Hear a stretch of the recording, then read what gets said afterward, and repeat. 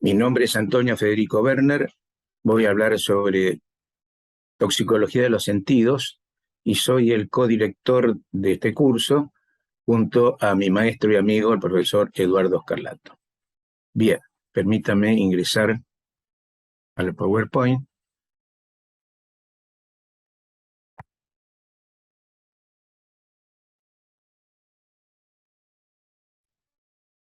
Y voy a comenzar presentándoles a quien no lo conocen nuestro hospital de clínicas, un hospital de alta complejidad, hospital escuela, pertenece a la Universidad de Buenos Aires, está situado en el centro de la ciudad, y en esta imagen van a ver estos expresivos, significativos murales del artista argentino Ron, un gran muralista, que es un homenaje de la comunidad a la actitud del hospital, a la actividad que tuvo en ocasión del atentado terrorista de 1994, que voló la sede del edificio completo de la Asociación Israelí Mutualista. Y el hospital tuvo gran significado porque fue donde se atendieron la mayoría de las víctimas, debido a que está solamente a 2 cuadras de donde se localizó el atentado. Así que en el primer cuerpo de edificio ven un mural que representa el rescate de las víctimas, la búsqueda y rescate.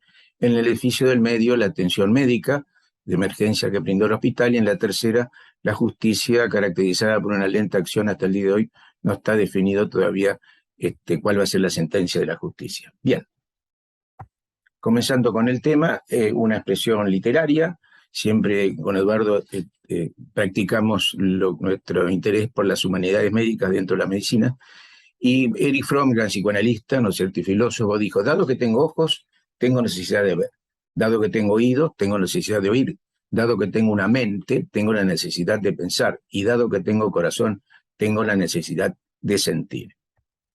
Y desde el punto de la colaboración de las artes plásticas, hemos elegido a Pietro Bruegel el Viejo, pintor flamenco del siglo XVI, que representó esta parábola de los ciegos del Nuevo Testamento, en la cual lo que dice el texto es que un pecador arrastra a otros pecadores hacia el pecado, y acá en este caso está representado por un ciego que arrastra al demás ciego a esta caída final.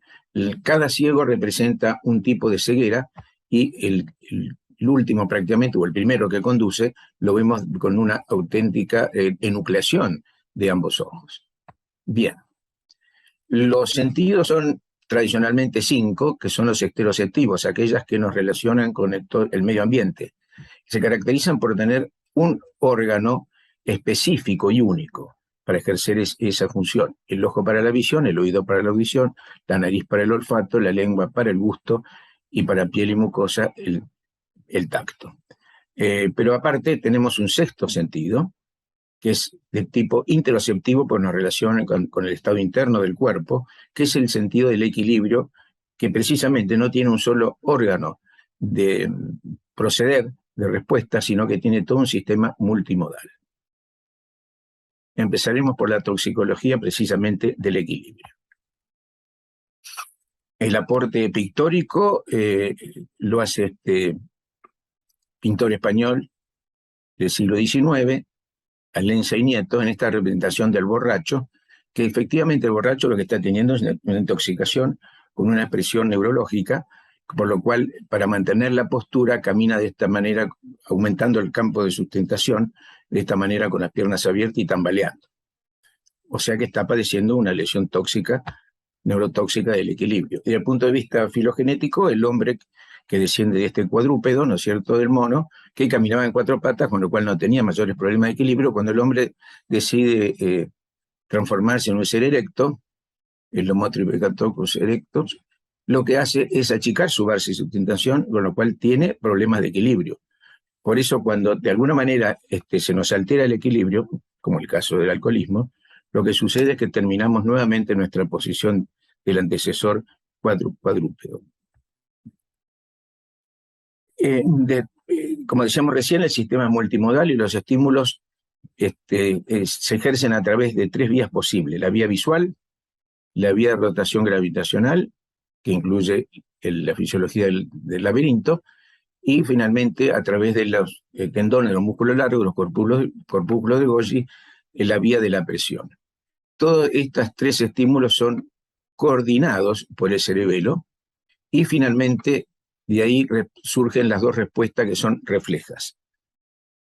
El reflejo vestíbulo ocular y el reflejo vestíbulo espinal es aquel que nos lleva a adoptar, mover el cuerpo en función de no perder la base de sustentación cuando uno, por ejemplo, le mueve en el piso. Pero lo que nos interesa especialmente es el reflejo vestíbulo ocular, porque es aquel que nos permite hacer los diagnósticos de las fallas de equilibrio, tanto subjetivos como a través de pruebas instrumentales, es decir, los objetivos. Un recuerdo somero de la fisiología del laberinto. Recordad que el laberinto está constituido por las dos ampollas, la mácula y el sáculo, cuya función es identificar los movimientos longitudinales, tanto verticales como horizontales, mientras que los canales semicirculares, los tres que forman una imagen auténticamente tridimensional, pueden de esa manera, a través de los tres planos, identificar cualquier movimiento giratorio, angular, que ejerce en función de funciones de distintas posiciones del cuerpo humano. Desde el punto de vista histológico, se parece bastante a la cóclea, tiene células de sostén conjuntivas y células neurosensoriales con sus respectivos cilios.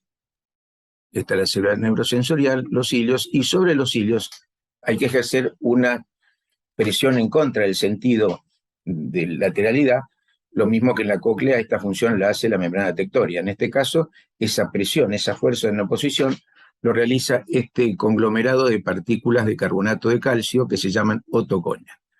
Esto es importante clínicamente porque cuando se libera alguno de estas pequeñas corpúsculas, estas piedritas, ¿no es cierto?, especialmente en los canales semicirculares, producen el cuadro de Meniere, que es científicamente el síndrome paroxístico benigno, que generalmente, como la palabra lo dice, se puede tratar y restituir.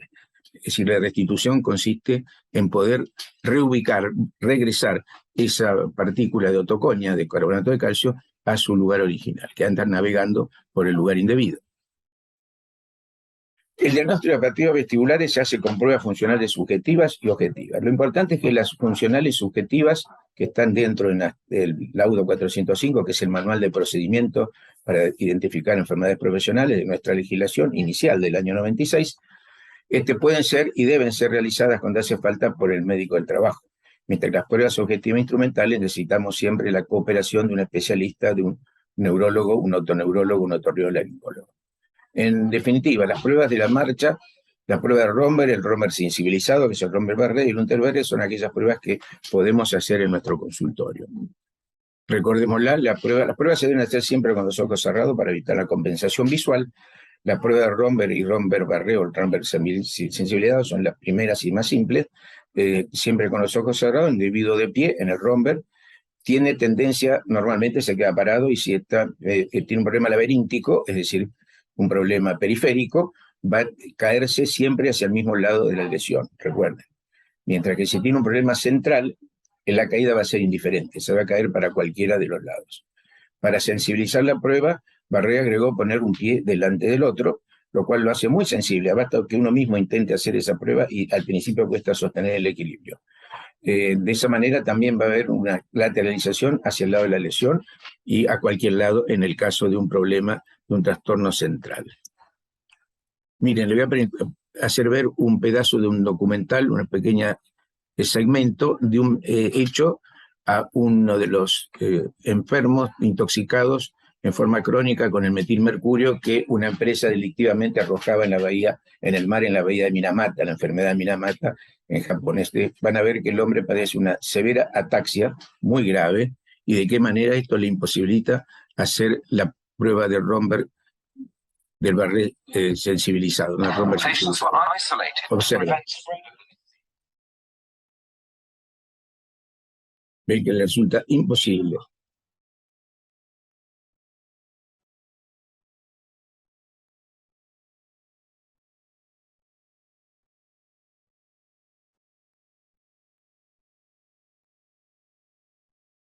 El hombre con semejante cuadro neurológico central terminó con la muerte.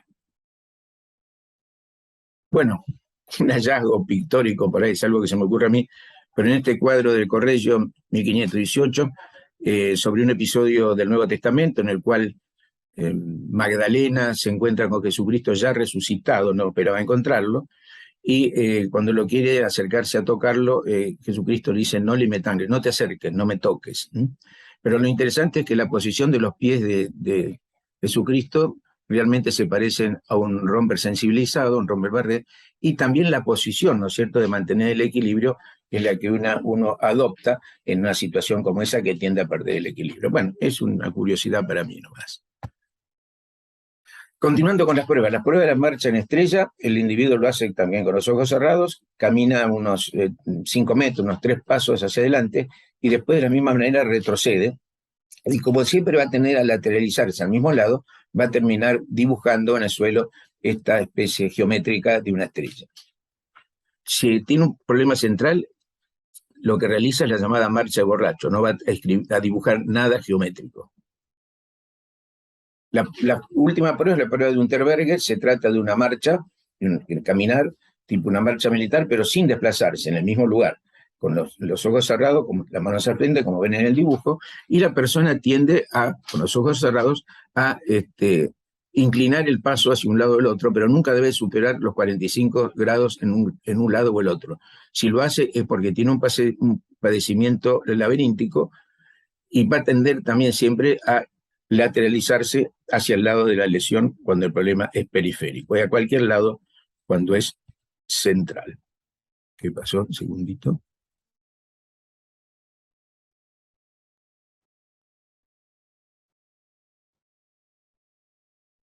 Bueno, lo que vamos a tratar de identificar en las pruebas objetivas, instrumentales, es la identificación del nistagmo, que es este movimiento de los ojos involuntario que ven acá, compuesto por 3 movimientos rápidos y uno lento, y que no es común, es casi siempre patológico en los adultos, y sí es aceptable su presencia en los niños. Que nos está indicando una patología periférica. Hay agentes que estimulan la producción del nistagmo, ¿no es cierto? Algunos químicos, como ven, son todos agentes que actúan sobre el sistema nervioso central, cualquiera de ellos. Los físicos estimulantes que se usan en las pruebas, cuando se hace una electroestamografía o video, lo que uno puede sensibilizar la producción del nistagmo a través de pruebas con calórica, introduciendo en el conducto auditivo externo tanto agua fría como agua caliente. Y finalmente recordar que el nistagmo en sí es una enfermedad profesional que ya estaba en la primera lista de enfermedades profesionales de nuestro país en el año 1906, la ley 9688, una lista de enfermedades profesionales que incluía y sigue incluyendo el nistagmo como enfermedad profesional, que es el nistagmo de los mineros, producido por la prolongada trabajo en la oscuridad. Entre las pruebas entonces instrumentales, la más común que podemos hacer o podemos indicar es el electronistagmograma, la electronistamografía, que significa explorar un campo electromagnético en el cual se colocan 2 electrodos, positivo y negativo, y una carga a tierra, como marcar un neutro, y de esa manera se registra una porción del electroencefalograma correspondiente a la respuesta al estímulo visual. Como ven, la respuesta del nistagmo es esta presentación muy parecida a las alteraciones electroencefalográficas, perdón. Más avanzado es el estudio llamado videonistamografía, en la cual se estudian los ojos por separado, por supuesto. La persona mira un punto fijo dentro de esta lente, donde hay 2 cámaras que graban, tanto un ojo como el otro, y de esta forma se filma y se puede graficar, por supuesto, dejar filmado la respuesta, que pueden aparecer, como es aquí, nistagmos por separado en ambos ojos. Esta es la videonistamografía. Como ven acá, ahí están haciendo una prueba calórica, inyectando con una jeringa agua fría o caliente en el oído, mientras la paciente está siendo estudiada con un videonistagmograma. Tiene la lente con la cámara y acá en la pantalla, en el monitor, se está viendo los resultados. Otra prueba consiste en el uso de sillones giratorios. Estos sillones giratorios más comunes son para movimientos longitudinales, es decir, tiene movimientos horizontales y movimientos verticales. Pero existen también sillones giratorios mucho más complejos, modernos y elaborados, como el que van a ver en esta representación, en esta producción, que es de un equipo de avanzada, dinamarqués de origen, aunque el video está hecho en una universidad con un especialista sueco. Van a ver qué interesante, prácticamente se puede adaptar cualquier actitud en el espacio y eso permite identificar perfectamente la lesión cuando están los canales semicirculares y con el mismo equipo proceder a golpear la cabeza sabiendo cuál es el canal afectado para hacer que vuelva probablemente esta partícula que dijimos de otoconia nuevamente a su lugar. Lo van a ver en la breve película.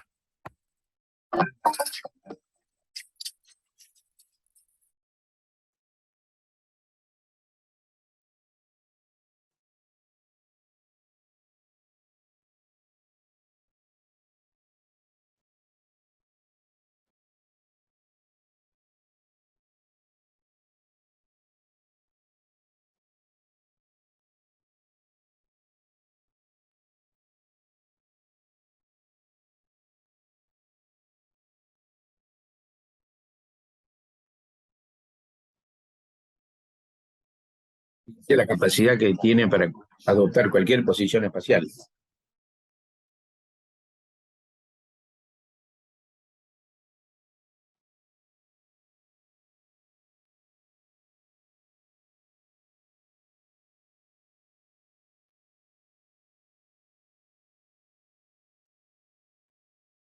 Ahora van a ver cómo procede a intentar la rehabilitación.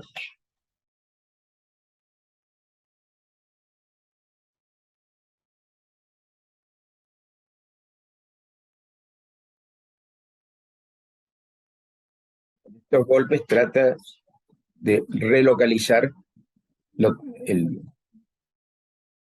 partícula de carbonato de calcio. Bien, finalmente otro estudio muy moderno, muy práctico porque es incruento, no invasivo, muy rápido y que hace un excelente e inmediato diagnóstico entre un trastorno central periférico, que es un diagnóstico muy importante, y con alguien en manos muy especializadas se puede saber exactamente también en qué canal está la lesión, ¿no es cierto? Lo van a ver también aquí.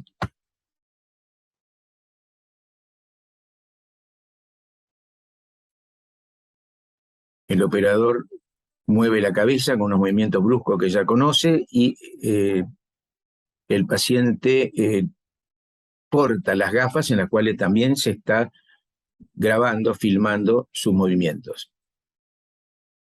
Mientras mira, es un punto luminoso enfrente, en la pared, se le hacen estos movimientos, acá ven el movimiento de la pupila y la respuesta. Esto es para movimientos, los primeros fueron horizontales, y con esto se buscan los movimientos de los canales semicirculares o verticales. Ven el movimiento brusco y la respuesta en la graficación. Es muy bueno, muy útil, muy moderno.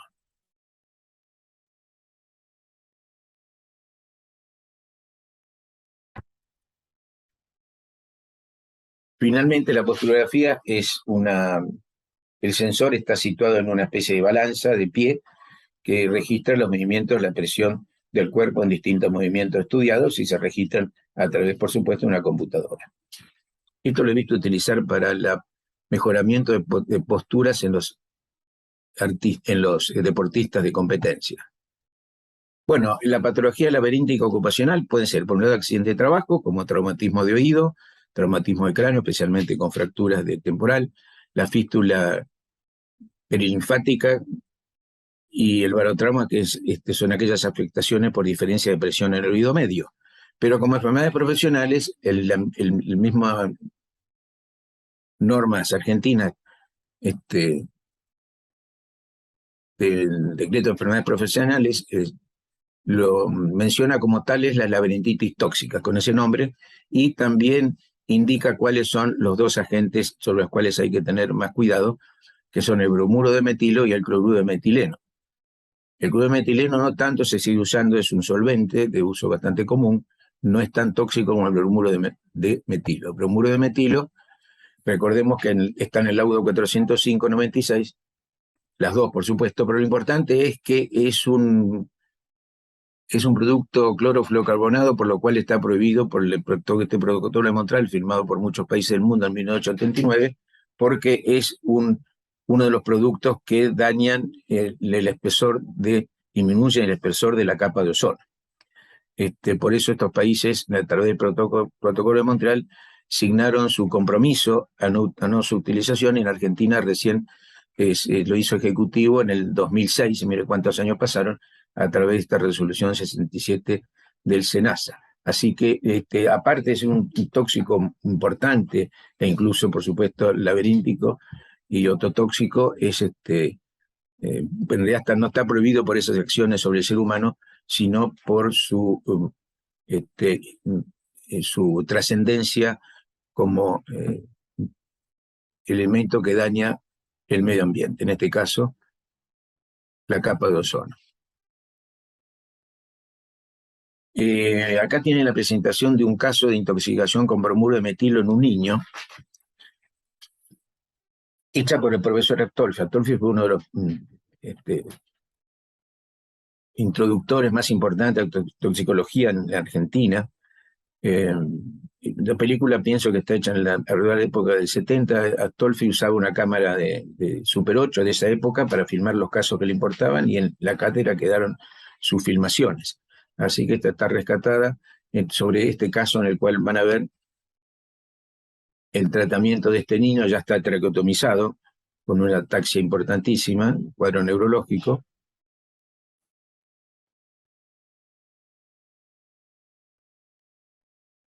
Bueno, creo que esta no es la película. No exactamente el segmento de la película, pero van a ver el chico después en su recuperación, cómo termina. El chico no levanta la cabeza, por supuesto no tiene la posibilidad de agarrar algo con la mano, intenta y no puede, finalmente empieza a levantar la cabeza, a sentarse. Las últimas imágenes camina probablemente por la azotea del hospital, y termina caminando y abrazándose con Astolfi, en una escena conmovedora. Pero lo interesante para nosotros es que en una imagen, Astolfi nos presenta este extintor de incendio, y después se pudo ver que a través de publicidad de la época, que esto era un extintor de incendio en base a bromuro de metilo. No sabemos dónde estaba en la casa, pero sí la intoxicación que podía producir neurológica, especialmente laberíntica, la presencia de bromuro de metilo. Se usó mucho porque era un buen ignífugo, pero por su acción tóxica finalmente dejó de usarse. Se usó con éxito solamente durante un tiempo. Bueno, pero este fue el hallazgo que se ve en la película de Astolfi sobre intoxicación con bromuro de metilo. En definitiva, el bromuro de metilo ya sabemos que está en el medio ambiente, destruye la capa de ozono con más efectividad, 60 veces más efectivo que el cloro, y en seres vivos como tóxico renal, respiratorio, neurológico, oftálmico y laberíntico, que es lo que estamos viendo. Por eso ha sido prohibido en Argentina, mientras que el cloruro de metileno se sigue usando como disolvente menos tóxico.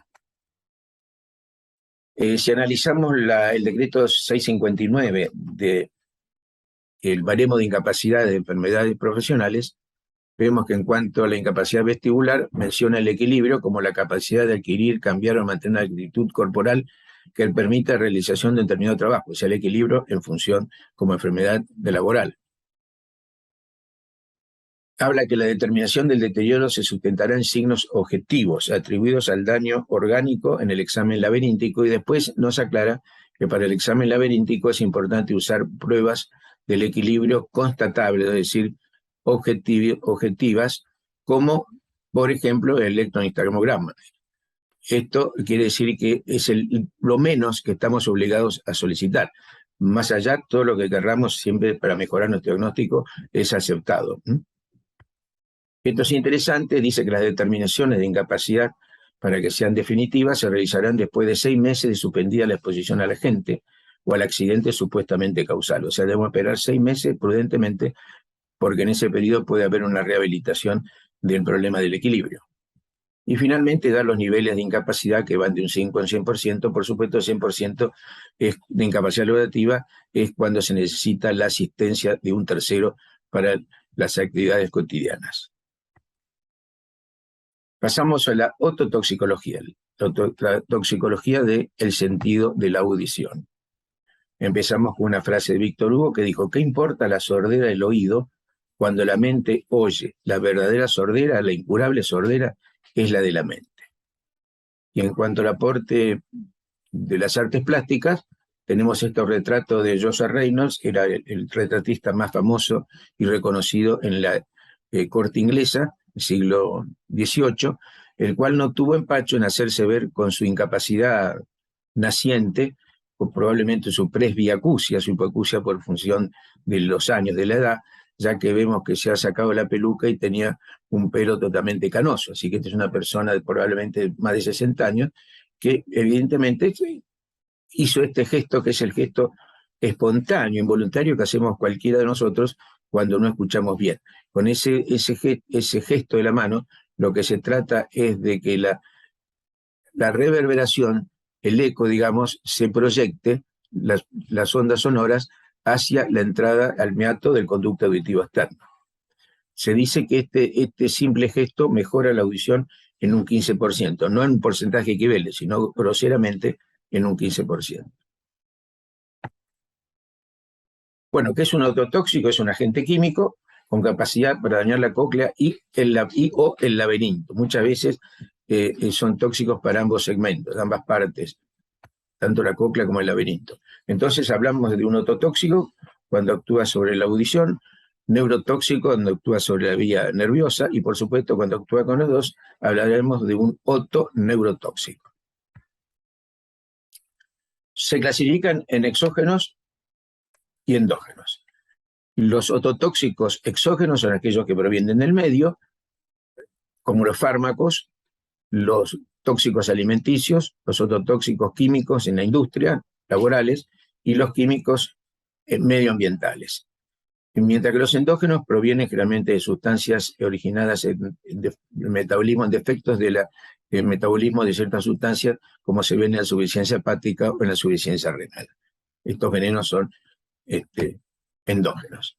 Una mención de los ototóxicos de origen alimenticio lo tenemos en el bromato de potasio, un agente utilizado como mejorador, blanqueador del pan. Su uso está prohibido en 1998, sin embargo, delictivamente se sigue usando pese a ser un tóxico importante, renal, especialmente neurológico, y dentro del neurológico específico de la cóclea y el laberinto, especialmente el laberinto y la cóclea, que puede traer sorderas importantes. Para graficar esto no tenemos mejor colaboración que del propio Eduardo Scarlato, en esta grabación de televisión de hace unos años.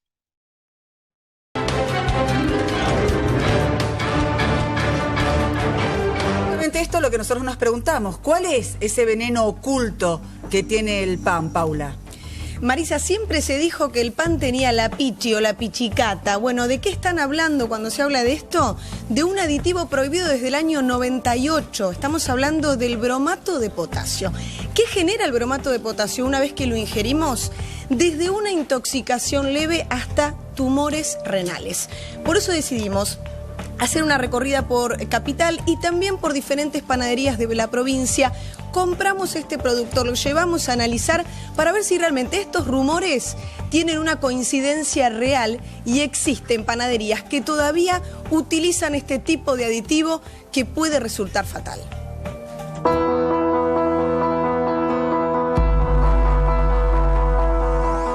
El bromato de potasio es una sal que se utiliza en las panaderías, o se utilizaba, en teoría, hasta el año 98, que es donde se prohíbe acá en la Argentina.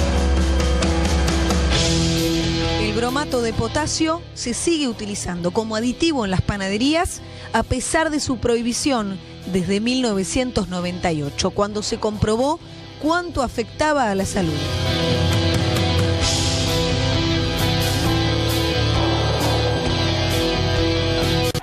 El problema ocurre cuando, con el correr del tiempo, la ciencia descubre que esta sustancia puede traer trastornos carcinogenéticos, es decir, esta sustancia está probada que produce tumores de riñón.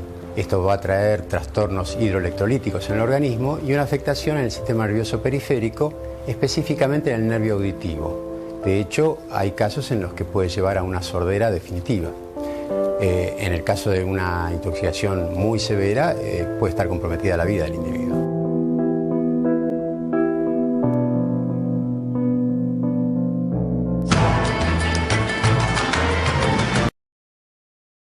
Coloco la harina dentro de la amasadora. Es importante que uno coloque la totalidad del agua y no de a poco, ¿sí? Para que justamente no se formen grumos. Y ahí comienzo yo a amasar un poquitito, ¿sí? A velocidad lenta. Generalmente la sal se agrega un rato después para evitar una oxidación, incorporar la levadura. Bueno, ya acá tengo la masa que saqué de la amasadora. Y ahora lo que voy a hacer es separar bollos de unos 300 gramos para ir haciendo mis baguettes.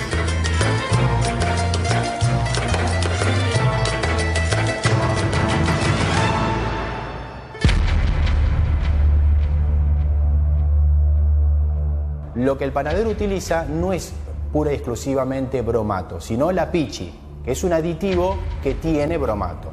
El bromato de potasio obviamente tiene 3 puntos a favor, que es que aumenta el volumen, acorta los tiempos de fermentación y no necesita tantos cuidados como cualquier otro pan. O sea, uno lo puede dejar tranquilamente afuera y el pan va a seguir su curso y va a seguir fermentando perfectamente. Aproximadamente un 20% de panaderías que todavía lo siguen utilizando. Para confirmar las denuncias, salimos a recorrer panaderías. Compramos este producto en varios locales de capital y provincia y los mandamos a analizar. Para inicializar el proceso de detección de bromato en pan, lo primero que se debe hacer es tomar una muestra y calcinarla. Lo vamos a colocar en un papel de filtro y lo vamos a diluir, a filtrar con un poco de sulfúrico y agua. Ese filtrado que vamos a obtener en este Erlenmeyer lo vamos a colocar en el tubo junto con el cloroformo y la fucsina y vamos a ver dónde queda el color, si queda en la fase superior o en la inferior. Ahí vamos a tener un resultado positivo o negativo. 3 de las 6 panaderías dieron positivas. Sus panes tienen bromato de potasio. Esto que estamos viendo en este tubo es un resultado positivo. Acá vemos cómo se separa perfectamente en 2 fases, en donde la fase clorofórmica, que es la de arriba, contiene, con el colorante, que es una fucsina, por tener el bromato se tiñe completamente la parte clorofórmica y no la de abajo, que tiene sulfúrico. Bueno, mirá, esta muestra que ustedes me trajeron acá dio positiva.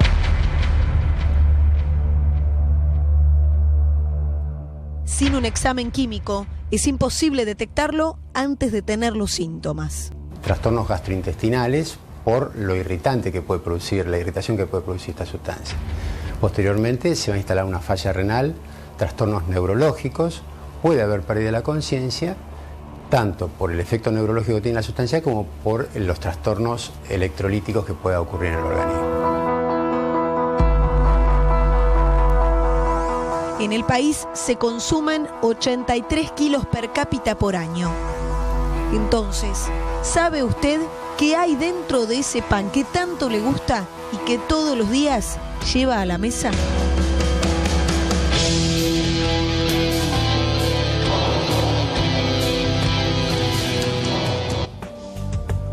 Ahora, el bromato está prohibido desde el año 98, pero se sigue usando, Paula. Exactamente, lo compran los panaderos de manera clandestina y el bromato de potasio no tiene olor, no tiene sabor, con lo cual usted no va a poder identificarlo, como decía el informe, sin un examen químico. Está prohibido, pero igualmente hay casos registrados, denunciados en diferentes hospitales públicos. Vamos a ver las siguientes placas para ver los antecedentes que han dejado realmente secuelas severas. En el año 2002, en Salta, 250 chicos se intoxicaron en la escuela cuando tomaban la merienda, con pan, por supuesto. En el año 2006, 20 chicos sufrieron la misma mala suerte en un comedor infantil de La Plata. Y en el año 2011, el último de los casos más graves, 100 chicos se intoxicaron también en el comedor de la escuela en La Pampa. Si usted tiene dudas, por supuesto que no va a mandar a una química como hicimos nosotros o a un laboratorio y va a pagar por esto. Lo que tiene que hacer es comprar el pan, si no tiene confianza en esa panadería de barrio que está comprando habitualmente, y llevarlo directamente a bromatología correspondiente a la municipalidad de cada localidad. ¿Sabe usted lo que dice el panadero cuando le clausuran el local porque utilizaba bromato de potasio? Que lo hace por tradición, porque su padre le enseñó, porque su abuelo le enseñó y porque de esa manera realizan el pan. Esta tradición puede traer cáncer. En ocasión de dar una charla sobre esto, busqué algún antecedente más para, si hace falta, certificar este grado de intoxicación.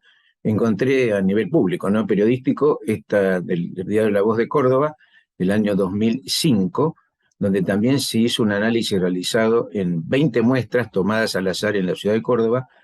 11, o sea, más del 50%, tenían la sustancia en el año 2005. Como si no fuera suficiente, cuando tuve que hablar de esto en un congreso en Asunción del Paraguay, también busqué un antecedente paraguayo y lo encontré en 2014, cada vez más cercano, donde estudiantes universitarios de la ciudad de Villarrica habían hecho un estudio por el cual identificaron que el 25% del pan francés comercializado en la ciudad de Villarrica contenía bromato de potasio. En 2014. Esa era la prohibición en todos lados en el año 98.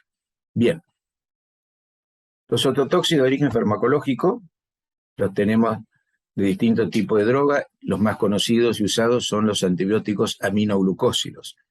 Cuando yo estudiaba neumotisiología, hace bastantes años, nos decían, nos instruían de los cuidados que teníamos que tener con el uso de la streptomicina por sus efectos marcadamente ototóxicos. Luego salió la de hidrostreptomicina, que era mejor bacteriostático, pero también era más ototóxico aún. Lo mismo pasó con la canamicina, que hasta hoy día se usa con excelentes resultados, pero que es altamente ototóxico. Y finalmente apareció la gentamicina, que los pediatras se olvidaron de esta acción colateral grave por sus buenos éxitos como antibiótico para problemas infecciosos de las vías urinarias y de la vía respiratoria. Y hoy no es raro que un otorrinolaringólogo tenga un paciente de 60, 70 años que en su infancia fue tratado con una sordera importante, que en su infancia fue tratado abusivamente y imprudentemente con gentamicina.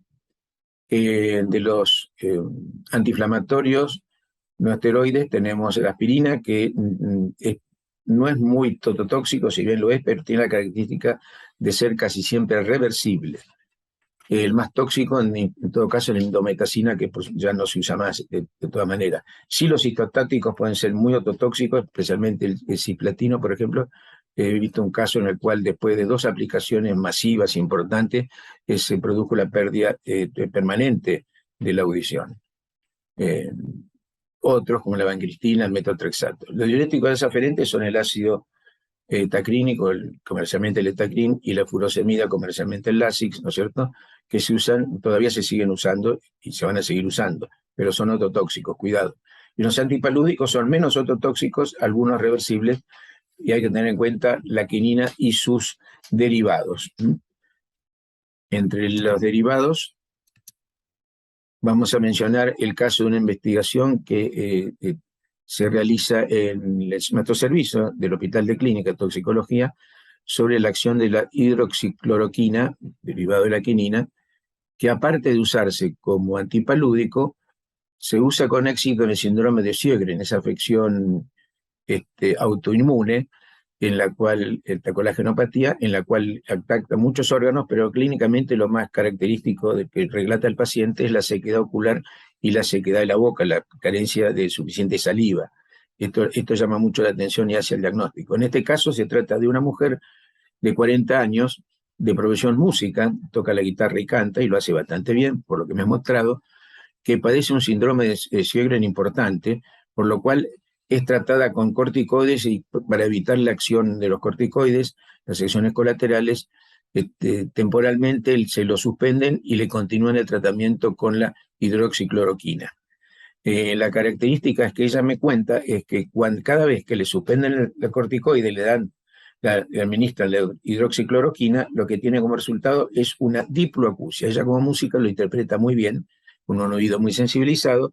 Diploacusia es la audición simultánea de dos tonos que pueden ser de distinta frecuencia o de una misma frecuencia pero con distinta amplitud, con distinta presión sonora. Ella distingue eso y lo perturba muchísimo en su trabajo. Hay distintos tipos de toxicidad, pueden afectar la cóclea, el vestíbulo o la vía neurológica o 2 o 3 de esos componentes. Como vemos acá, en el caso de la vancomicina, que es tan ototóxico, no solo afecta la cóclea, sino también el vestíbulo y el nervio auditivo. Y uno u otro segmento.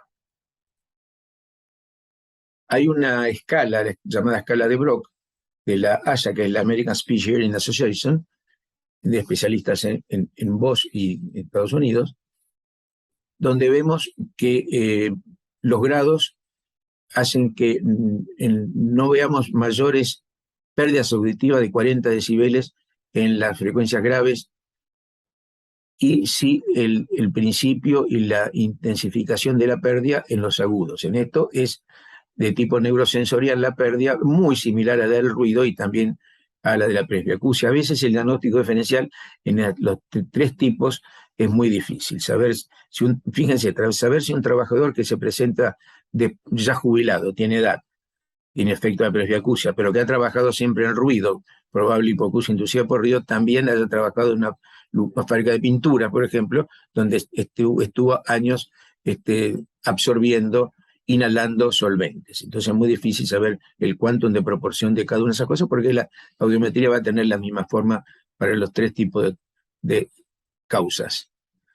Entre los ototóxicos de origen industrial, entonces tenemos el monóxido de carbono, los compuestos de cianuro, obviamente no muy comunes en el medio laboral, otro ácido sulfúrico, aldehído fórmico, órganos fosforados, pero lo más importantes son y siguen siendo y serán los solventes por dos razones, porque son muy ototóxicos, en realidad son sinérgicos con el ruido, y aparte por su uso masivo. Hay solventes en todos lados, en la industria.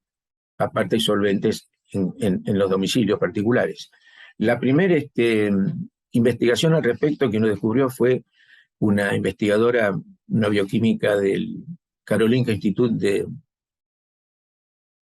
en Suecia, en Estocolmo, Bárbara Canlon, quien hizo una prueba, hizo 3 grupos de ratitas. A una les puso un ruido fuerte de 102 decibeles de banda ancha durante un tiempo prolongado, muchas horas, días. A otro grupo de ratitas le puso a la inhalación de una concentración en el aire muy alta de solventes, también en tiempo prolongado. Y un tercer grupo que las ratitas las expuso a ambos agentes, al ruido y a la inhalación de solvente. Luego se estudia el grado de pérdidas de células, o sea, el grado de hipoacusia que tiene cada grupo, y descubrió que el grupo de las ratitas expuestas a los dos agentes, ruido y solvente, la pérdida auditiva era mucho más importante que los que estuvieron expuestos a un solo agente. Como ven acá, hay otros estudios, como que el resultado es el mismo. Las ratitas sometidas a tolueno más ruido tuvieron 50 decibeles de pérdida, pero de pérdida, esto significa umbral permanente, no temporario, que se rehabilitaron. Esto que ya una pérdida irreversible. De ahí la importancia. Bueno, después hay otros trabajos, muchos, cité algunos, de tipo epidemiológico. Miren qué interesante del 2005, en una fábrica de aviones, en el cual sobre 328 trabajadores expuestos, 46 presentaron pérdida en alta frecuencia. Así que podía haber sido por cualquiera de estos agentes que mencionamos de tipo neurosensorial. Un 6% eran trabajadores que no habían estado expuestos a ninguno de los dos agentes. 17% estuvieron expuestos al ruido solamente, 27% solamente al solvente, pero los que estuvieron expuestos a ruido más solvente resultó ser casi el 55% de esta población con pérdida auditiva en frecuencias elevadas. Otro estudio, un metaanálisis hecho en Canadá en el año 2002, sobre 244 estudios, bueno, fueron clasificados de esta manera, según resultados: fuerte, mediano, débil, ausencia o no habiendo certeza, con esta conclusión: ototóxico, probable, no concluyente el estudio y directamente sin evidencia. Si vemos entonces la lista de los hallazgos, por ejemplo, es toda esta, continúa acá, se han estudiado las sustancias más probablemente, obviamente conocidas como ototóxicos, presentes en un ambiente, y los resultados vemos que realmente ototóxicos probados tenemos el plomo inorgánico y los 4 tipos de solventes que se utilizaron en los metaanálisis de los estudios, ¿no? Estireno, tolueno, tricloroetileno y sileno son absolutamente identificados como ototóxicos. Otro problema que hay es, al asociarse, al ser sinérgicos, contribuyen a una pregunta que me hice hace unos años, y era si el nivel sonoro continuo equivalente, es decir, el límite al cual no puede ser expuesto ningún trabajador argentino más de 8 horas diarias, era realmente, si los 85 decibeles del nivel de riesgo, es para todos los trabajadores o para un tipo de trabajador promedio. Entonces, mi pregunta va dirigida a un caso como el siguiente. Tenemos un trabajador expuesto al ruido, sin lugar a dudas, lo vemos en la calle, a un ruido infernal, y ahora le vamos a agregar factores concomitantes que están realmente, son probados que pueden ser ototóxicos en estudios. El solvente, ya lo mencionamos, altamente ototóxico, por supuesto que debe usar solvente para limpiar la mano, lavarse las manos, tiene deja los trapos con solvente. Monóxido de carbono, que es el resultado del escape de la unidad electromotriz, un motor diésel. A las vibraciones, ni hablar, cuando nos referimos a vibraciones mecánicas, esas vibraciones que se transmiten de un sólido a un sólido, no a través del aire como el ruido. Sin duda es el arquetipo de la enfermedad por vibraciones, el uso del martillo neumático. Temperatura ambiental, sí, generalmente trabajar en la calle, bajo el sol.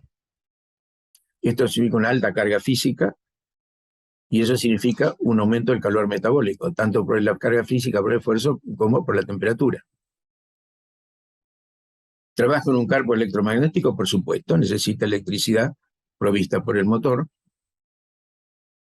Y vamos a pensar que este pobre hombre es también hipertenso. Y como es hipertenso, que también son todas factores concomitantes, le dan furosemida, le dan la SIX para la micción, le dan aspirina para evitar la agregación plaquetaria en el futuro, y vamos a pensar que no debe, pero en realidad el pobre hombre fuma. Entonces también el tabaco está mencionado como ototóxico, y finalmente, como el sueldo no le alcanza, hace horas extra. Entonces mi pregunta es si ese nivel sonoro continuo equivalente de 85 decibeles es válido para esta persona. Para mí, sin duda que no, ante la suma de todos estos factores concomitantes.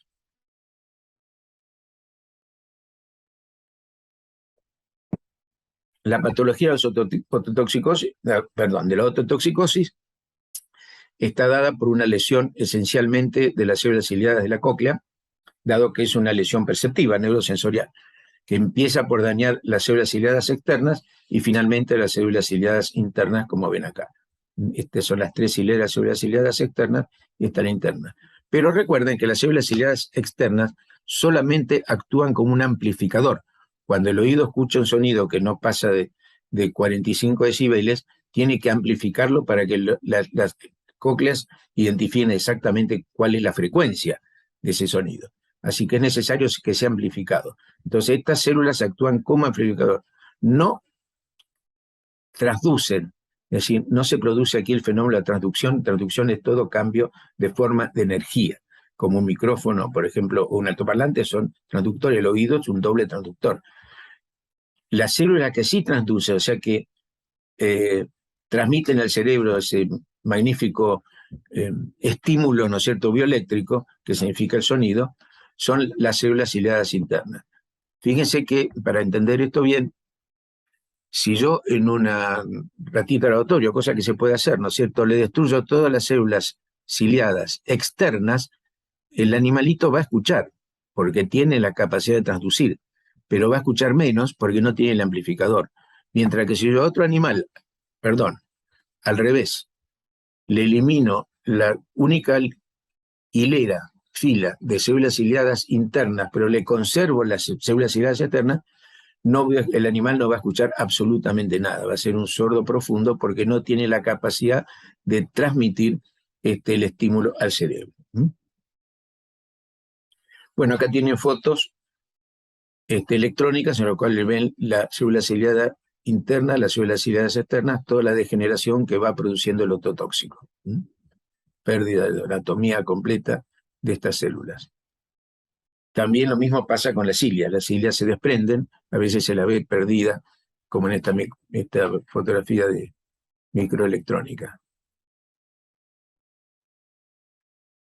En cuanto a la clínica de las otopatías tóxicas, vamos a tener un cuadro clínico caracterizado por una hipoacusia neurosensorial, o sea, perceptiva, con todo lo que significa, la presencia o no de acúfenos, de estos sonidos de procedencia que todavía no conocemos muy bien, pero que pueden hacer que la vida sea más difícil para una persona que padecer una hipoacusia leve, si los acúfenos son muy profundos, realmente fastidian. La algiacusia es el dolor de la audición, no el dolor del oído, es una otodina. El dolor de la audición es el dolor cuando hay un ruido agudo y fuerte. Por ejemplo, son las personas que en la calle hay una frenada o suena una sirena y hacen esto, ¿no es cierto?, de cubrirse el oído porque les molesta o aún les duele. Y por supuesto una laberintitis con trastornos del equilibrio que hemos mencionado recién, que muchas veces las sustancias ototóxicas también actúan sobre el laberinto, como dijimos. El diagnóstico lo haremos a través de pruebas subjetivas y pruebas objetivas. Las pruebas subjetivas, que necesitamos la colaboración del paciente, son la audiometría tonal, la logoaudiometría y las pruebas supraliminares, por ejemplo. Y reservamos a las objetivas como los potenciales evocados, las autoemisiones acústicas, podría ser la impedanciometría también, que son pruebas en las cuales no necesitamos la colaboración del paciente, pueden hacerse en un bebé, en un paciente en coma, en alguien que no quisiera colaborar. La importancia de estos estudios, en especial las autoemisiones acústicas, porque es el único estudio que explora la función exclusivamente de la cóclea. Y dado que el ototóxico comienza actuando, igual que el ruido, la presbiacusia, comienzan actuando sobre las células de la cóclea, entonces es el único estudio que con mucha precocidad me estudia este tipo de trastorno. Mientras que el timpanómetro, la timpanometría, la impedanciometría me estudia el comportamiento por diferencia de presión del sistema osicular dentro del oído medio. Miren, los potenciales evocados estudian las distintas vías de conducción hasta el cerebro, de la cóclea al cerebro, a través de la vía nerviosa, mientras que la audiometría tonal sigue siendo el gold estándar de estudio de la audición porque me estudia la vía completa, desde la transmisión aérea en el conducto hasta la percepción en el cerebro. Por eso sigue siendo la audiometría tonal sin duda irreemplazable. No obstante, las autoemisiones acústicas tienen un gran valor también en la medicina del trabajo y en la medicina legal del trabajo. Consiste esencialmente en un emisor, un speaker que transmite un ruido determinado que conocemos, que progresa a través de la vía hasta la cóclea. En la cóclea produce la contracción de la célula ciliada externa de ese amplificador y ese ruido de bajísima, por supuesto, amplitud, tiene que ser detectado por un micrófono de altísima sensibilidad. Entonces va, y esto que se llamaron ecos de Kepler, el descubridor del principio, ya no es un eco, ¿no? pero pareciera un eco porque se emite un ruido y se registra otro. Esa es la llamada fotoemisión acústica. Fíjense en que esto, que podría ser un caso mío, porque yo durante años hacía esta prueba y cuando pensaba que el paciente tenía algo porque no entendía la respuesta, limpiaba la sonda y yo me hacía el estudio a ver si era el equipo o era el paciente, y yo me encontraba que tenía pérdidas. Esto es el registro de fotoemisión, es algo muy parecido a la audiometría. Estas son las frecuencias, esta es la presión sonora. Me encontraba que estos son la normalidad con 2 dB estándar. O sea, lo normal es que esté acá, pero a mí me bajaba en el 4000. Acción de la presbiacusia en mi caso. Yo no estuve sometido al ruido ni a solventes. Pero inmediatamente ante esto yo me hacía con mis fonoaudiólogos una audiometría y siempre era normal. Recién 10 años después empezó a aparecer mi notch, mi escotoma en 4000 en la audiometría. 10 años de sensibilidad y precocidad de esta prueba con respecto a esta. Ese es el gran valor que yo considero que tiene para nuestra medicina del trabajo, la identificación de individuos muy sensibles. Hoy sabemos que para que aparezca este escotoma en los 4000 o 6000 de la audiometría tonal, tengo que tener una muerte de células ciliadas superior al 25%. Quiere decir que hay una hipoacusia preclínica, así lo llaman los americanos, que sería un caso como el que yo tuve en ese momento. Pero bueno, lo que quiero mostrar acá es el valor precoz de identificación que tienen las fotoemisiones. ¿Para qué se han estudiado enotoxicidad? ¿Para qué se usa primero el estudio de toxicidad? 2 cosas, la investigación de una droga que se va a largar al mercado comercial, de un fármaco, saber primero si es ototóxico. Por supuesto se estudian todas las ototoxicidades, pero también es importante la ototoxicidad. Luego, en el monitoreo de un paciente clínico, especialmente en aquellos que están siendo tratados en forma masiva con citostáticos, ¿no es cierto? Entonces, esto sirve para cambiar de citostático la medicación o detener o modificar, o si en lo posible, bajar la medicación, la dosis. Hay muchos resultados de estudios sobre la gentamicina, el cisplatino, la furosemida, los salicilatos, la quinina, todo lo que estuvimos mencionando como grupos de agentes ototóxicos farmacológicos. La gentamicina perturba los canales iónicos, el metabolismo de calcio en las células ciliadas externas. También actúa quelando el hierro, un compuesto oxidativo que libera radicales libres. Eso es toxicidad. La furosemida altera la circulación a través del mecanismo de la arteria vascularis y trae alteraciones en la reproductividad de las fotoemisiones, como vimos recién, pero reversible en horas. En los citostáticos son las lesiones más profundas que hemos visto. ¿De qué manera se alternan las fotoemisiones? Los factores de riesgo comprenden las condiciones del expuesto, el mecanismo de acción de los ototóxicos, la exposición al ruido, la sensibilidad y la deshidratación. Las condiciones previas del expuesto a tener en cuenta son los estados clínicos patológicos, la insuficiencia renal, la insuficiencia hepática por los metabolitos que libera y la anemia. El tratamiento previo con drogas ototóxicas, si existe, la exposición previa a ototóxicos ambientales, la exposición previa al ruido, el estado nutricional y las edades extremas, tanto la infancia como la ancianidad, son la tercera o cuarta edad, son los individuos más vulnerables a la acción de los ototóxicos.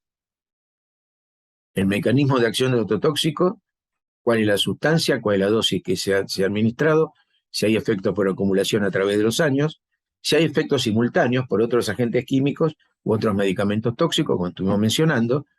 En cuanto a los agentes y drogas, pues si son nefrotóxicas, hepatotóxicas, si son anemizantes, la anemia, por supuesto, es un estado de susceptibilidad.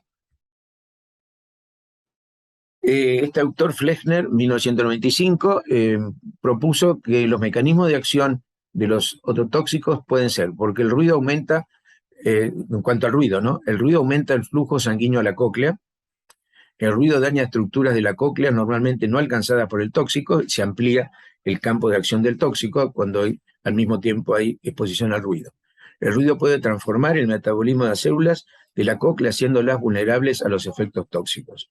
Estas son entonces las propuestas de este autor Fleckner.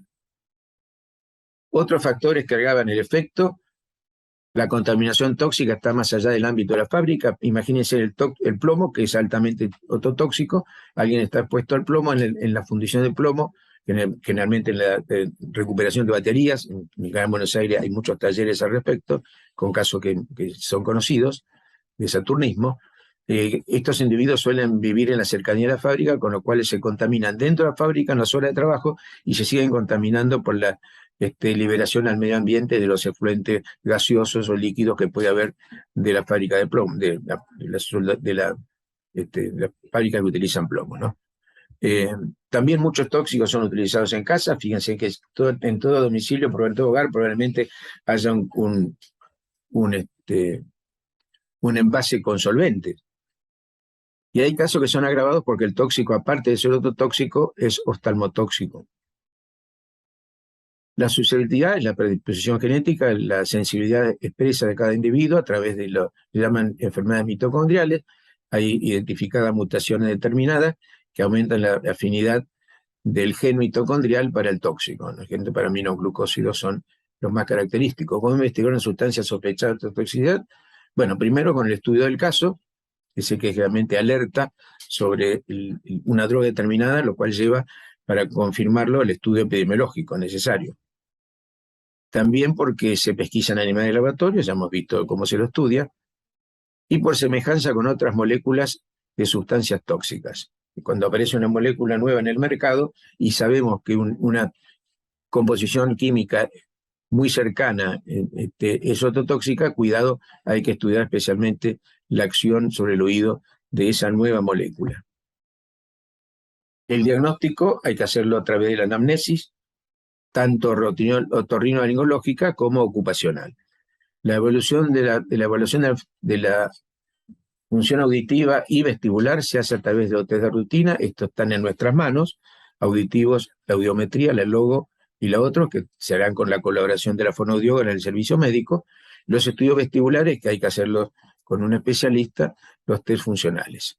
Los test especiales auditivos están en nuestro servicio médico, bien asesorado por la fonoaudióloga. La realización de test especiales, los que tenemos que hacer afuera, me estaba equivocando, la audiometría tonal de alta frecuencia, que es un estudio muy interesante para el diagnóstico de la sensibilidad. La sensibilidad empieza en frecuencia más alta que el 8000, que no lo usamos habitualmente en el audiograma, pero si tenemos un equipo de alta frecuencia, es interesante ver cómo las lesiones aparecen antes, son más precoces.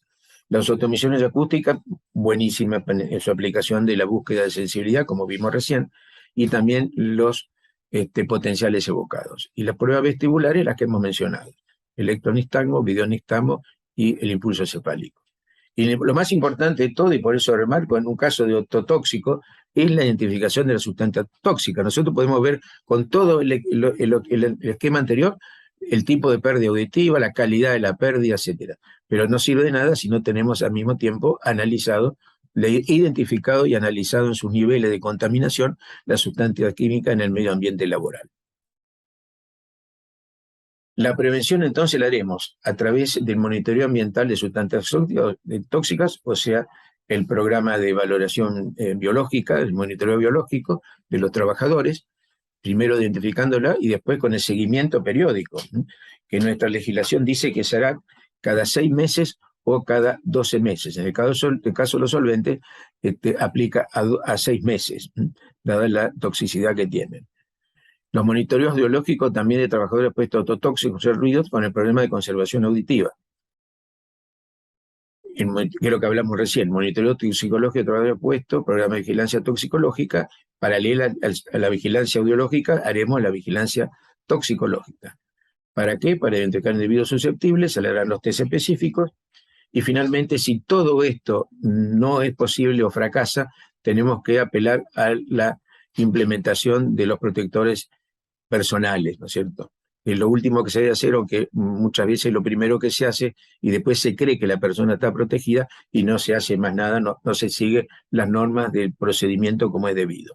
Hacemos lo último y con eso se conforma el empleador y después no se hace más nada. total ya le dimos protección y no lavamos la mano. No es así, todo lo contrario.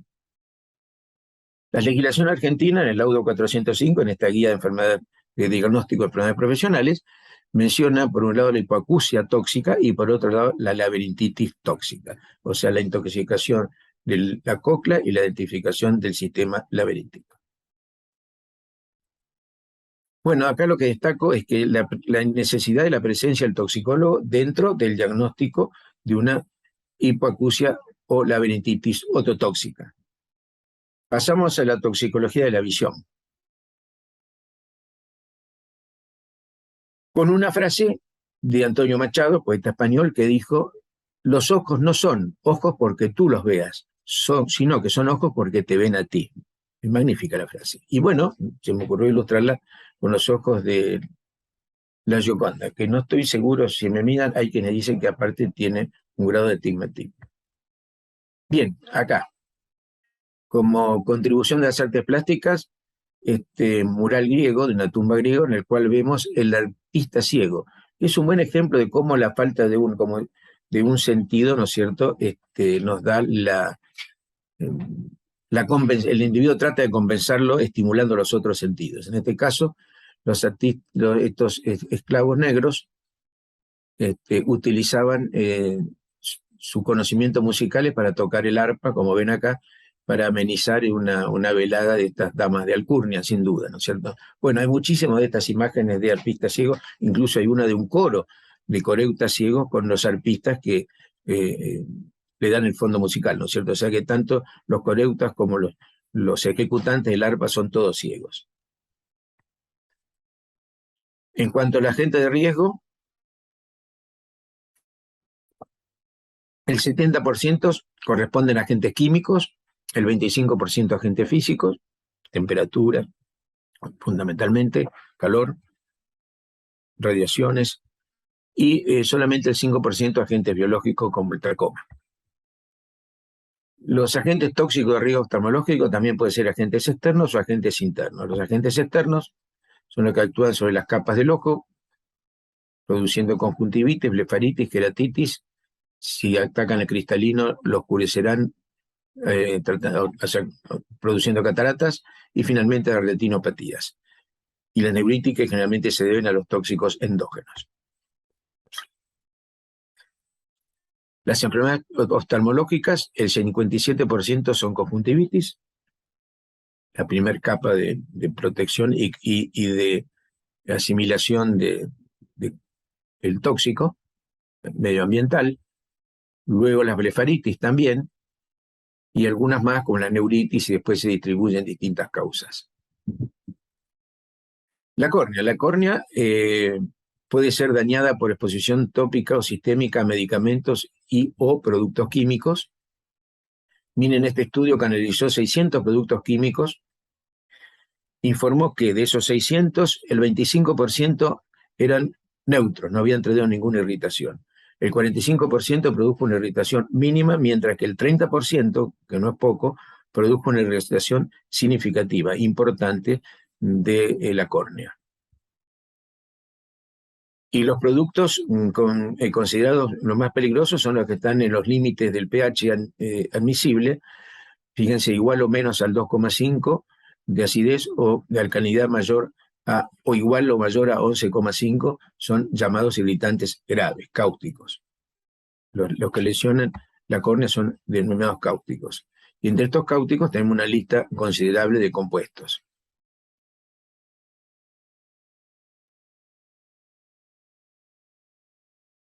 Acá también una mención a un cuadro, en el cual este cuadro, que es la herrería de este autor inglés, Walter Derby, del siglo XVIII, en el cual vemos que como resultado de una esquirla ígnea de la soldadura, este ayudante, se ve que es todavía un niño, recibió una esquirla en el ojo y se da vuelta para evitar otra, y se empieza a restregar el ojo, que sin duda lo tiene irritado, doloroso, por la acción de la quemadura en la córnea, en la conjuntiva. Entonces los cáusticos ácidos con pH, como dijimos, igual o menor a 2,5 pueden ser considerados muy perjudiciales, y fíjense que realmente son todos los ácidos que con los cuales tenemos relación en la vida, tanto de fabril como práctica, como el ácido clorhídrico, el sulfúrico, el crómico, el ácido clorhídrico, que está en casi todos los domicilios, como la lavandina, el ácido nítrico, el ácido acético, ni hablar. O sea, cualquiera de ellos es absolutamente cáustico. Más cáusticos son las sustancias alcalinas en el ojo que las ácidas. Los iones y los hidrogeniones producen coagulación de las proteínas del epitelio, donde toquen, con necrosis coagulativa y deshidratación hística. Se produce una opacidad aparte corneal. El ácido puede ser rápidamente neutralizado por las lágrimas. Las lesiones suelen ser menos severas en los ácidos que en las bases, que ya lo mencionamos. Entonces, los cáusticos más peligrosos, fíjense que también están cerca de nosotros: el amoníaco, el hidróxido de sodio, la lejía, el hidróxido de potasio, el hidróxido de calcio, y el hidróxido de magnesio. Los síntomas, fíjense que los álquiles matan cualquier tipo de tejido con el cual entran en contacto, y los síntomas comienzan con dolor intenso, blefarospasmo, disminución de la visión, de la agudeza visual, pérdida de transparencia corneal, y finalmente, si hay pérdida de células endoteliales, habrá una úlcera de córnea, ¿no es cierto? Y un edema irreversible que se llama la queratopatía bullosa en el último grado de afectación. Acá tienen distintos ejemplos, desde una conjuntivitis simple a una blefaritis, distintos estados de cristalino, hasta finalmente lo que dijimos recién, la oftalmopatía bullosa y úlceras de córnea, por supuesto. En cuanto a la lesión al cristalino, las cataratas pueden ser por corticoides, naftaleno o drogas como la fenotiazina. La retina, entre los agentes de la lesión tenemos el disulfuro de carbono, muy utilizado en la fabricación de distintas sustancias y también como solvente. El etambutol, en el 10%, hasta en el 10% del tratamiento puede haber lesiones de la retina por el uso de etambutol, un citostático, pero el más importante y conocido es el metanol. El metanol es muy tóxico en la retina. El envenenamiento inhibe la fosforilación oxidativa, producción de formaldehído y ácido fórmico. ¿Dónde lo encontramos? En todos los domicilios, el alcohol de quemar, donde no hay un envase de alcohol de quemar, como removedor de pintura, disolvente universal, solvente de barnices, y también como el anticongelante que usamos para los automóviles, ¿no es cierto? En invierno, en países donde se puede congelar, se usan los anticongelantes, que también están hechos en base a metanol, a el popular alcohol de quemar. Entonces, los pasos de indicación aguda de este cuadro clínico: cansancio, cefaleas, náuseas, ebriedad muy manifiesta, con amaurosis, con midriasis paralítica. En última instancia aparece la pérdida de la visión. Como estado general se complica con acidosis metabólica, con hipotensión, convulsiones, fallos respiratorios, que pueden terminar lamentablemente en la muerte. Y después lo veremos. Entonces el metanol tiene un periodo de latencia, aparecen los síntomas iniciales, en este tipo psiconeurológicos, la acidosis metabólica y finalmente el síndrome visual con la amaurosis, la pérdida progresiva de la agudeza visual. Se menciona esta epidemia cubana de neuropatía óptica del año 92 al 93. Refieren que más de 50.000 personas sufrieron de neuropatías en la isla de Cuba, incluyendo neuritis óptica, ¿no?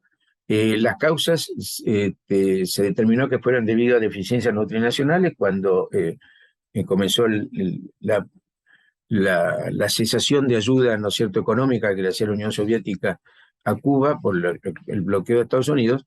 Se elevó el consumo de comidas económicas y populares como la yuca, que contiene glucógenos cianogénicos, y también se elevó el consumo de tabaco, que tiene, en particular el cigarro, que también tiene la misma acción, ¿no es cierto? Así que se dieron como causa de esta epidemia de neuropatía óptica.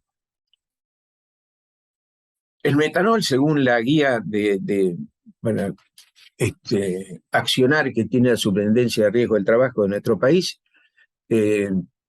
ordena actividades sobre la vigilancia que deben ser de tipo anual y semestral. Ya habíamos dicho que algunas sustancias eran semestrales y otras anuales. En cuanto a las anuales, hay que hacer complementar el examen de la vigilancia anual biológica orientando a la identificación de problemas dermatológicos, neurológicos y vía respiratoria, y en cuanto al ocular, la realización anual de un fondo de ojo. En forma semestral hay que hacer la vigilancia biológica, el programa de monitoreo biológico, buscando el metanol urinario. El índice biológico específico de exposición es el metanol urinario. Recordar que la muestra debe ser recogida al finalizar del turno laboral y si se tiene que guardar hay que hacerlo en forma de refrigerada.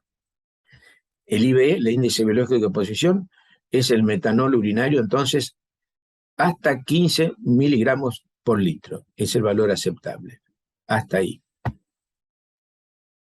Es interesante recordar esta intoxicación masiva que hubo en la Argentina, que se llamó el caso Torraga por adulteración del vino, el etanol del vino que consumimos. Para alargarlo, se le había agregado el alcohol de quemar, el metanol. De ahí las lesiones ópticas graves e incluso mortales. Fíjense lo que ocurrió en 1993, vamos a seguirlo a través de la información periodística. La primera mención en el diario Clarín del 21 de febrero es que hubo 6 muertos por vino envenenado. Los vinos envenenados correspondían a las marcas Suey, Cuyano y Mancero, que generalmente se vendían en Damajuana. Hasta por lo menos yo me recuerdo de su existencia. El vino había salido de la bodega de Torraga, padre e hijo, que finalmente fueron encarcelados en la provincia de San Juan. Recuerden, estamos hablando del 21 de febrero. El 24 y el 25 sucesivamente, en el diario del Clarín del 24 decía, ya son 10 los muertos por el vino envenenado. Un día después, la falta de control le causó 9 muertos más, ya estamos en 19 muertos. Finalmente hubo 22 muertos, 85 internados graves, 10 en coma. Imagínense la cantidad de lesiones ópticas que habría entre estos internados, ¿no? En la opinión pública estalló una polémica por los controles, considerando que fue la segunda infección masiva en un mismo año, ya que en el mismo año habíamos tenido terrible caso de intoxicados por propóleo, ¿se acuerdan? Bueno, porque esos jóvenes quizás no se acordaban. El bodeguero siguió libre, sigue libre hoy, pero en su momento lo buscaron, se fugó, finalmente lo encontraron, dijo que había sido una maniobra, un complot de la industria mendocina para desacreditar la industria sanjuanina. Finalmente terminó confesando la verdad, que él era el culpable de la muerte porque él había adulterado el vino con metanol. Se había pasado de la dosis de adulteración recomendada, entre comillas. Fue finalmente Menem cerró la bodega, acá lo están buscando. Fue sentenciado finalmente a 15 años de prisión y el hijo algunos menos, que también estaba implicado. Mira, acá lo están buscando cuadra por cuadra el bodeguero, finalmente se entregó y finalmente confesó. Sí, le dieron 15 años al padre, al enólogo 10 años y algo menos al hijo, por el delito de adulteración de vinos y adulteración de sustancias alimenticias en forma peligrosa para la salud, seguida de muerte reiterada de 10 casos o más casos que quizás no se probaron fehacientemente. Bueno, esto es lo poco que queda de la bodega de ese entonces, ¿no? Y como ven acá dice, vinos Mancero. Bueno, y una mención a las artes, un intoxicado famoso de la visión, que fue nada menos que Vincent Van Gogh, el cual al médico de cabecera, del cual terminó siendo amigo, el doctor Paul Gasset, cuando estuvo en su internación en Arles, le obsequió 2 cuadros. Su autorretrato son muy parecidos, y los dos se caracterizan por tener delante, en primer plano, una rama de dedalera de Digitalis purpurea, de la rama de la cual se extrae el principio de la digitalina farmacéutico y tóxico. Hoy la digitalina lo usamos como cardiotónico. En época se usaba en el tratamiento de crisis epiléptica como las que vivía Van Gogh. Y esta intoxicación se caracteriza por alteraciones en la visión que están probadas en las obras de Van Gogh, como la xantocromía, o sea, la afición a exagerar el uso del amarillo, característica de sus girasoles y de casi todos sus cuadros, como vemos en este cuadro. Y en la noche estrellada se ve aún más los halos concéntricos. Los halos concéntricos son estos que ven, estos círculos alrededor de las estrellas, de las figuras, de las luces. Así que xantocromía y halos concéntricos son dos síntomas de la intoxicación por, en este caso, la digitalina, la digitoxina. Bueno, pasamos a la toxicología del olfato. Empezamos por una frase de Helen Keller. Helen Keller era sorda profunda de nacimiento y quedó ciega a los 2 años, o sea, no tenía un recuerdo visual que le podía servir. Y su frase es interesante porque todo lo que comentamos de que como quien carece de un sentido trata de compensarlo estimulando a otros. Y aparte el valor que ella al no ver ni oír le daba a oler. El olfato es un poderoso mago que te transporta a través de miles de kilómetros, y a través de todos los años que has vivido. Por eso ella podía buscar incluso su niñez. Y eso lo sabemos todos. Los recuerdos de las percepciones, de las sensaciones, de aromas, de olores, son las más antiguas que recordamos con mucha fuerza nos evocan la niñez, más que las visuales auditivas. Y esto sería una circunstancia anatómica. La vía olfativa es la que llega más rápido al cerebro, incluso su conexión es el hipotálamo, que es el más antiguo de desarrollo de los órganos del cerebro.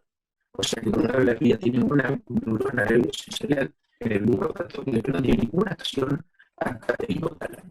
Eso hace que sea una vía rápida y antigua. Y fíjense que según algunas investigaciones, el ser humano recuerda el 35% de lo que huele.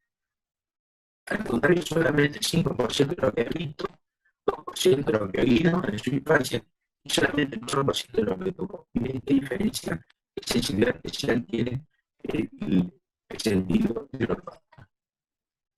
Por eso que se recién tenemos esos recuerdos agradables o no. Realmente los de la infancia, debido a que las neuronas, las células neurosensoriales del bulbo olfatorio circulan a través del tracto olfatorio y hacen directamente adentro del hipotálamo. O sea que es una vía antigua y rápida.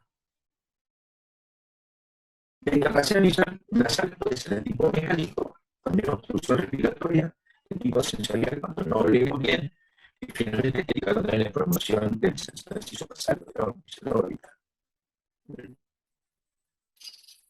El diagnóstico se hace a través de la colonoscopia anterior y posterior, solamente para la colonoscopia anterior de las manos nuestras. El diagnóstico primario es la ritmonometría y la fotometría, que son todas estudios hechos por especialistas. La fotometría no, lógicamente también la podemos hacer nosotros. Bueno, recordar la anatomía de las fosas nasales. Recuerden que la modificación de los autodirectores de las moléculas que de la fuente del olor, ¿no es cierto?, llegan hasta acá para hacer bien percibir las fibras sensoriales de las células neurosensoriales del bulbo olfatorio deben estar húmedas, que están más sensibilizadas. Recuerden que los filamentos olfatorios pasan a través de los agujeros de la lámina grimosa del hemodiálisis, o sea que hay lesiones de accidente de trabajo, es un accidente de tránsito importante donde hay una fractura del macizo nasal y que se impulsa hacia adentro, puede significar el deslizamiento del corte de estos filetes nerviosos. La endoscopia anterior la podemos hacer teniendo, por supuesto, un endoscopio que nos abra la salida de la nariz, nos permite ver los meatos y los cornetes nasales, en este caso, no había acá venir más normal. O la patología que puede haber entre ellas, tenemos que revisar con cuidado el septum cornete de nariz, el tabique nasal. El septum nasal entonces puede presentar una perforación importante como ven acá. Hoy día lo primero que pensaríamos si encontramos esto es el abuso de la inhalación de cocaína. Pero también en el ámbito donde la mencioné abajo, existen estas lesiones por la exposición crónica a el Crohn. Tanto que la ley 79, que era la primera ley de higiene general de la provincia de Buenos Aires de 1972, decía que el médico de trabajo en su examen anual periódico debía prestar mucha atención a la existencia de perforaciones de úlceras del tabique nasal en los trabajadores expuestos al Crohn. Hoy sería un hallazgo casi histórico porque antes de hacer esto están los programas de monitoreo biológico que obligan a los expuestos al cañón a buscar el cañón en la orina, ¿no es cierto? Bueno, para necesidad de control eso sería una cosa realmente una dejadez muy importante e imposible de aceptar. Un caso también interesante es el que estudió el doctor Carrato y otros colaboradores también del servicio de pediatría de los hospitales clínicas con respecto a lo que llamaron riesgo de accidente por pilabotón, como vemos acá, esa costumbre que tienen los chiquitos de introducirse por los años en las fosas nasales para ver si se han oído. En este caso, fosas nasales vemos en un perfil radiológico en una placa de frente la presencia de estas pilabotón que cuando se oxidan en un ambiente húmedo puede liberar el contenido que es litio, cadmio, plomo, y en muy pocos casos actualmente, pero antes muy común, el más grave, era el mercurio. Las minas de mercurio están prohibidas, pero bastante aún pueden encontrarse, ¿no es cierto? Esa es la liberación más peligrosa y que más acción neurológica va a tener. Y sacar las lesiones de estos estudios importantes en el tabique nasal. Por persistencia y contacto con la pila que va liberando sus elementos. La radiología posterior es difícil para hacer con nosotros porque existe el uso del espejito, ¿no es cierto? Que usa los otorrinolaringólogos y aparte hay que saber y aparte muchas personas hay que anestesiarles con el parentísico local para poder sobrepasar el reflejo, ¿no es cierto? Ocular. Vamos a ver que es lo mismo que vimos de frente, es decir, por lentes inmediatos desde atrás. Las radiografías tanto pueden ser del macizo nasal, parte ósea, como potencialmente de la presencia de alguna sustancia orgánica o realmente sangre, hemosinus, en los senos o congestión, en los senos tanto frontales, abdominales o maxilares. Lo que se hace con las diferentes posiciones frente a la soplaca y la soplaca, que ustedes conocen bien, para identificar exactamente los senos frontales y los senos maxilares. Y los perfiles sirven para diagnosticar, por ejemplo, la fractura conducta muy importante del hueso propio de la nariz. También las tomografías son útiles para agarrar una tomografía con una perforación del tabique nasal o acá la presencia de un pólipo que prácticamente obtura totalmente la fosa nasal.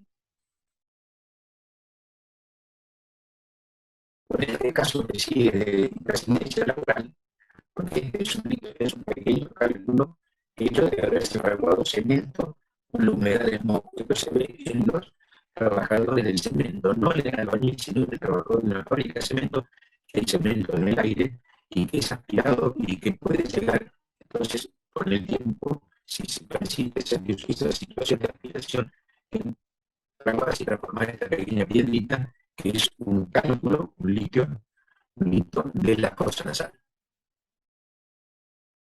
También la resonancia magnética que se mete en parte plana puede ser de utilidad.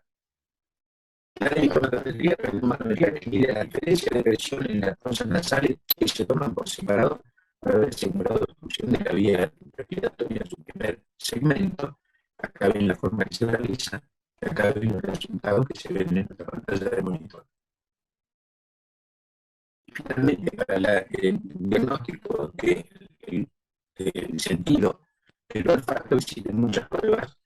Entonces, se utilizan los servicios especializados y consiste en la identificación de distintas sustancias y en distintas concentraciones. Esto permite entonces el diagnóstico desde la olfacción normal hasta la anomia, pasando por distintos grados de hipopia. Son muy difíciles todas las pruebas porque en general la persona suele simular mucho y decir, mire, yo no huelo nada, y va a decir no huelo nada en distintas concentraciones, por lo cual no van a servir. En general, va a decir siempre no huelo. No es la función clínica, como ahora se ha visto en el COVID, el paciente voluntariamente va a que lo estudien y lo diagnostiquen.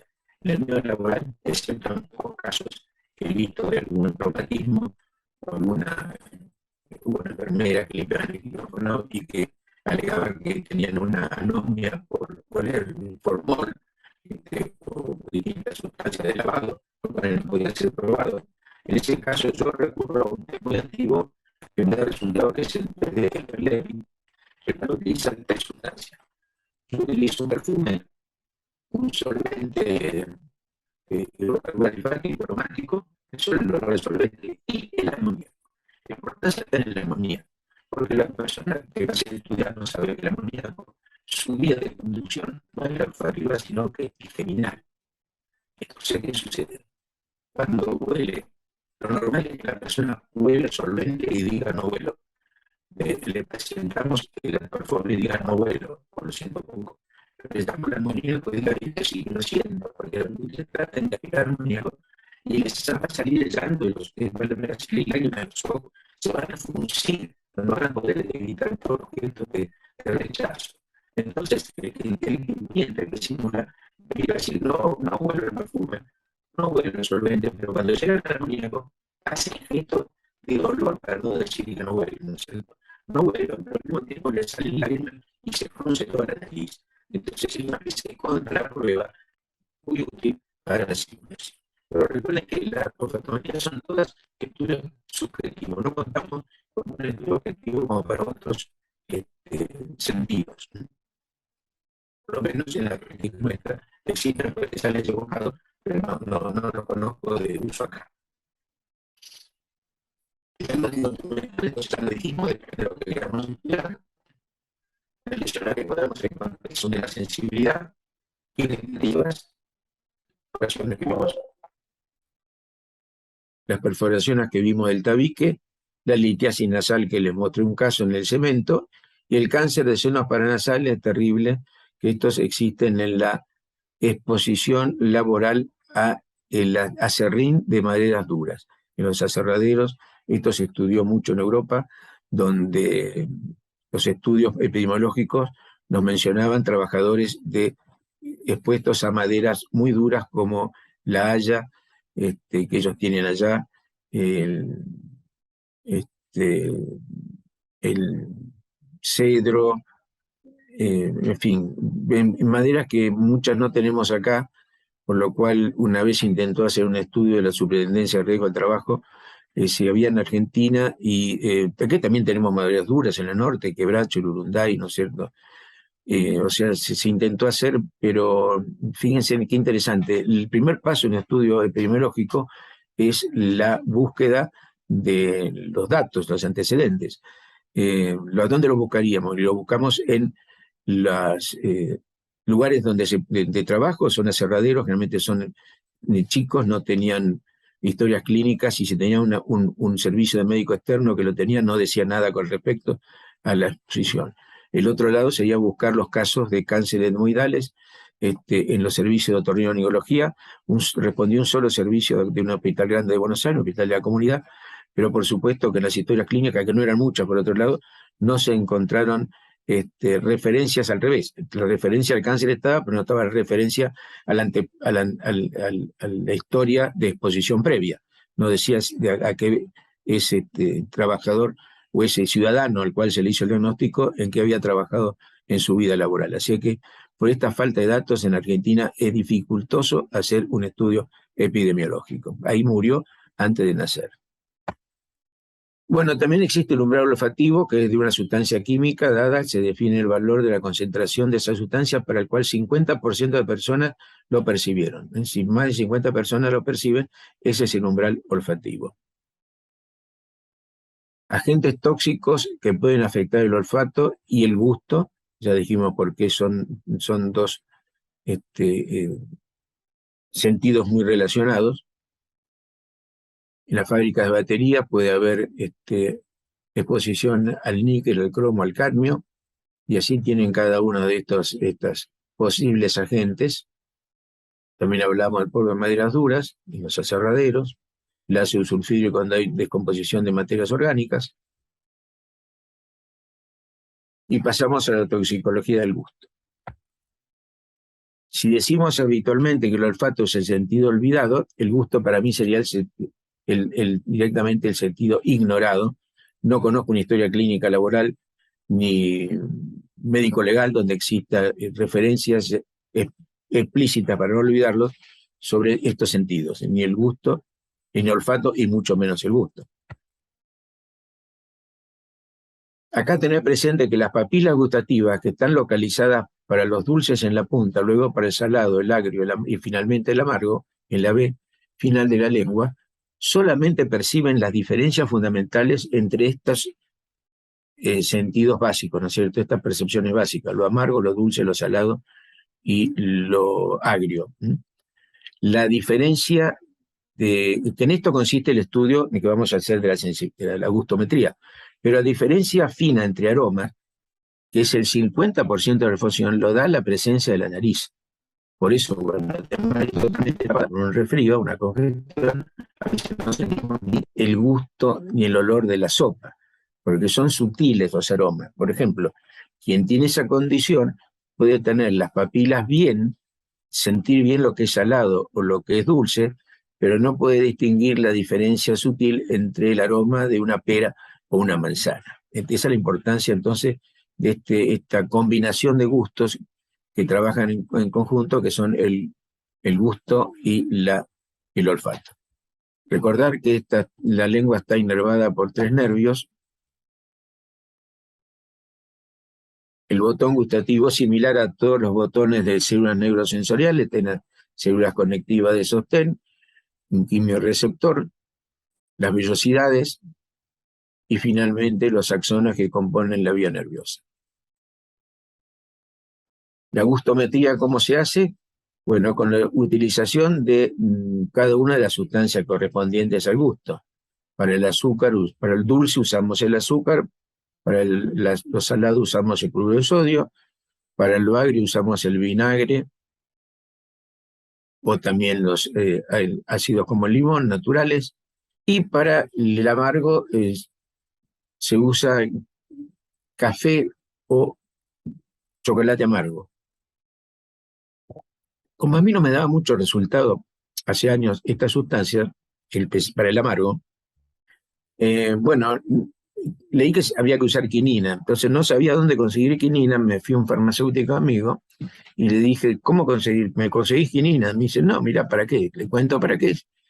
Y me dice, no te haga problema, usa esto. Y me dio un esmalte de uñas, de marca importante, cosmético, que es para que las mujeres no se coman las uñas. Un amargo impresionante. Yo lo probé, les aseguro que es impresionante la profundidad de la amargura de esa sustancia. Así que recuerden esto, es práctico. Si una vez tienen que hacer una gustometría, se van a la farmacia de la esquina y se compran el esmalte para que las mujeres no se coman las uñas. Finalmente, japonés Ikeda, 1908, agregó a su criterio un gusto más que sería el llamado umami. No está muy claro qué es. Para algunos especialistas, chefs de cocina, por ejemplo, que lo suelen usar mucho, glutamato de sodio lo que hace es mejorar el gusto de las diferentes sensaciones. La gustometría puede identificar ageusia, o sea, ausencia del gusto, disminución del nivel del gusto, que es la hipogeusia, la sensación de un gusto distinto al que corresponde, la digeusia, o el aumento en la sensación de la percepción de un gusto, que es la hipergeusia. Estos dos corresponden casi siempre a estados psiquiátricos. Hay agentes que pueden alterar la función gustativa, esencialmente fármacos. Esta larga lista de fármacos. Y sobre ese compromiso sensitivo. También el tacto puede tener una alteración en su sensación, y es esta extraña afección llamada la ciguatera. La ciguatera es un bliflagelado, un componente del plancton biológico, el cual tiene estas características, y al estar suspendido en el plancton es fagocitado por los pequeños peces. Estos peces dentro de la cadena alimenticia son digeridos por peces más grandes, que a los cuales a su vez son comidos por peces más grandes aún, y esto es lo que tiene que pertenecen a especies que son comestibles para el hombre. De esa forma es como se contamina el hombre, con la ingestión de pescados como el atún y muchas variedades más muy, muy populares en el mar. Y esta afección es endémica en el Caribe y en los mares del Lejano Oriente. Circunstancialmente puede darse en otros países, pero lo endémico está en el Caribe y el Lejano Oriente. El cuadro clínico es grave, síntomas digestivos, cardiológicos, neurológicos, y una afección dermatológica muy importante, muy extraña, que es la disestesia, la diferencia de sensación térmica, lo cual hace que el frío se perciba como caliente o viceversa. He leído que hay personas que la padecen y cuando ingieren agua helada, sienten un calor extremo en las palmas de las manos y en la planta de los pies. Bueno, y para finalizar, no lo tomen mal, yo no gano plata con vender mi libro, los libros los hice y los sigo haciendo para ustedes, así que si les sirve, se los recomiendo. Si alguien quiere introducirse más en lo que son ototoxicosis, les recomiendo afecciones auditivas de origen ocupacional.